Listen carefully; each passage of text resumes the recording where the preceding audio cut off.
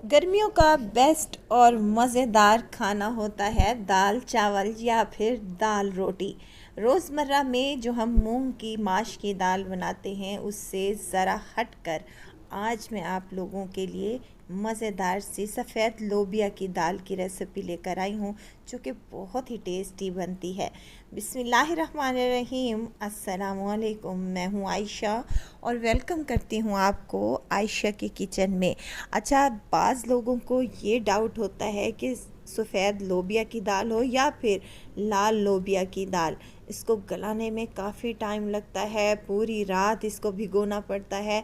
तो ऐसा बिल्कुल भी नहीं है। आज मैं आपको ऐसा तरीका और शेयर कर रही हूँ जिससे आपकी लोबिया की दाल मिनटों में तैयार हो जाएगी इंशाल्लाह ताला, और वो भी इतनी कोई ज़बरदस्त और टेस्टी बनती है कि आप खाने के बाद कोई और दाल को बनाना नहीं बल्कि इसी दाल को बनाना पसंद करेंगे। ये कोई इतनी टेस्टी और मज़े की बनती है। तो इसके लिए आपको रेसिपी को एंड तक ज़रूर देखना होगा। अच्छी लगे तो लाइक शेयर ज़रूर कर दें और अपने फैमिली और फ्रेंड्स में भी ज़रूर शेयर किया करें। तो चलें फिर इस मज़ेदार सी लोबिया की दाल को बनाना स्टार्ट कर लेते हैं। बिस्मिल्लाह करते हैं। यहाँ सबसे पहले तो मैंने ले ली है लोबिया की दाल और इसको मैंने तकरीबन 1 घंटे के लिए भिगो दिया था। और देखें यहाँ पर ये फूल चुकी है और साइज़ में डबल हो चुकी है। सादा पानी में ही इसको भिगो कर रख दें। ज़रूरत ही नहीं है कि आपने पूरी रात के लिए इसको भिगोना है, बस आपने 1 घंटे के लिए नीम गर्म पानी में इसको भिगो कर रख देना है। इसके बाद पानी को ड्रेन कर लें और एक प्रेशर कुकर में तमाम दाल को डाल दें। आप चाहें तो पतीली में भी बना सकते हैं, प्रेशर कुकर में बनाएंगे तो 10 मिनट आपके लगेंगे और आपकी दाल बेहतरीन सी गली हुई होगी। चलें जी, दाल में डाल लेते हैं पानी, इतना कि दाल हमारी अच्छे तरीके से डूब जाए, क्योंकि पानी को भी हमने ज़ाया नहीं करना। इसी पानी में उबालेंगे और इसी पानी में ही पकाएंगे। डालूंगी 1 चम्मच भरकर नमक का और साथ ही हाफ़ टेबल स्पून हल्दी का जाएगा। नमक से ये होगा कि हमारी दाल के एक एक दाने में जायका आएगा और हल्दी से बेहतरीन सा कलर आएगा। अब यहाँ पर 2 चम्मच मैं कुकिंग ऑयल के शामिल कर रही हूँ। इससे क्या होगा, दाल उभरेगी नहीं और हमारा प्रेशर कुकर जो है इसका ढक्कन बिल्कुल भी ख़राब नहीं होगा। कवर लगा देंगे और इसको चूल्हे पर चढ़ा देंगे। सीटी आने के बाद आपने इसको 10 मिनट के लिए गला लेना है। और इसके बाद देखें यहाँ पर मैं सीटी को उतार रही हूँ, प्रेशर तमाम मैंने निकाल लिया है। एहतियात के साथ इसका ढक्कन उतारेंगे और देखें माशाल्लाह से हमारी दाल कितनी टेस्टी सी गल कर तैयार हो चुकी है। पानी कुछ बाकी है, इसी पानी में ही हम इसको पकाएंगे, क्योंकि दाल का जो पानी होता है उसमें बहुत सारी ग़िज़ाइयत होती है। देखें दाल हमारी अच्छे तरीके से गल चुकी है। दाल अच्छी गली होनी चाहिए लेकिन दाना उसका साबित होना चाहिए। इस तरीके से हम दाल गलाएंगे। दाल गल जाए तो उसको रखेंगे साइड पर। मज़ेदार सा तड़का तैयार कर लेते हैं।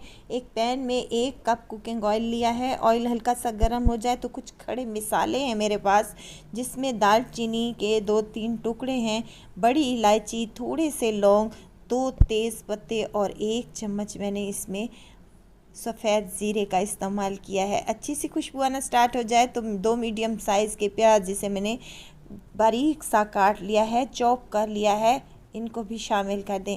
अब प्याज़ों को हमने कोई कलर वगैरह नहीं देना, लाइट से ब्राउन से होना स्टार्ट हो जाएं और सॉफ्ट होना स्टार्ट हो जाएं तो हमने इसमें कुछ मज़ीद चीज़ें शामिल करनी हैं, जिसमें फ्रेश कूटा हुआ अदरक और लहसुन है।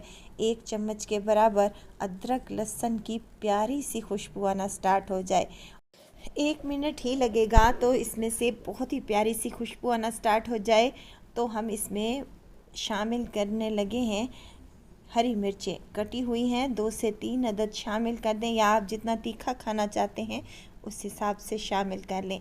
अब यहाँ पर 3 अदद मेरे पास बड़े साइज़ के टमाटर थे, जिन्हें मैंने चॉप कर लिया है बग़ैर पानी डाले। अब इन टमाटरों को हमने इस प्याज और लहसुन के मिक्सचर में अच्छे से मिक्स कर लेना है। साथ के साथ हम इसमें कुछ मसाले भी ऐड कर ले हैं, जिसमें हल्दी अच्छे कलर के लिए शामिल कर रही हूँ 1/2 टीस्पून।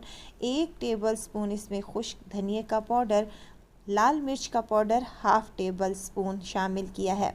इसके बाद इसमें कुटी हुई लाल मिर्चें भी शामिल की हैं 1/2 टेबल स्पून, और अच्छे कलर के लिए मैं इसमें कश्मीरी लाल मिर्चें शामिल कर रही हूँ 1/2 टीस्पून। अगर आपके पास है तो लाजमी डालिएगा, इससे कलर बड़ा अच्छा आता है दाल का।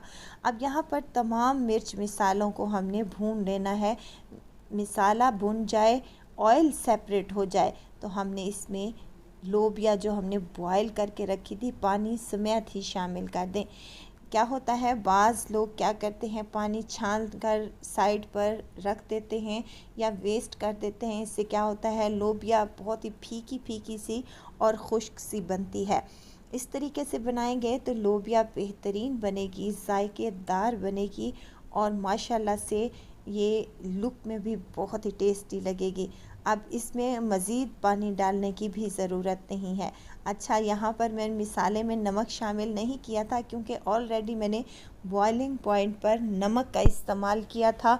नमक ज़्यादा ना हो जाए, तो इसी वजह से मैंने नमक शामिल नहीं किया था मसाले में। अब इस पॉइंट पर आप नमक चेक कर लें, नमक कम लगे तो और भी ऐड किया जा सकता है। मैंने यहाँ पर 1/2 टेबल स्पून नमक का और शामिल किया है। अब इसको मज़ीद हम 5 मिनट तक पका लेंगे, ताकि जो हमने दाल शामिल की है उसका पानी था और ये पानी इसी में पक जाएगा और दाल में जो अच्छा सा फ्लेवर मिसालों का भी आ जाएगा। तो 5 मिनट तक इसको पकाना लाजमी है और इसके बाद फ्लेम को हम ऑफ़ कर देंगे और इसके ऊपर डालूँगी बारीक कटी हुई हरी मिर्चें, या फिर आप साबित ही ऐड कर लें जैसे आपको पसंद हो। और ग्रेवी भी आप अपनी मर्ज़ी से इसको रख सकते हैं, पतला रखें या फिर आप इसको गाढ़ा बनाएं। अगर आपने दाल चावलों के साथ लेना है तो आप इसको थोड़ा सा पतला ही रखें। अगर आपने रोटी चपाती के साथ लेना है तो फिर इसको थोड़ा सा और खुश्क कर लें। हरा धनिया ढेर सारा शामिल किया है और डालूँगी इसमें गरम मसाला होममेड जो मेरे पास बना रखा है।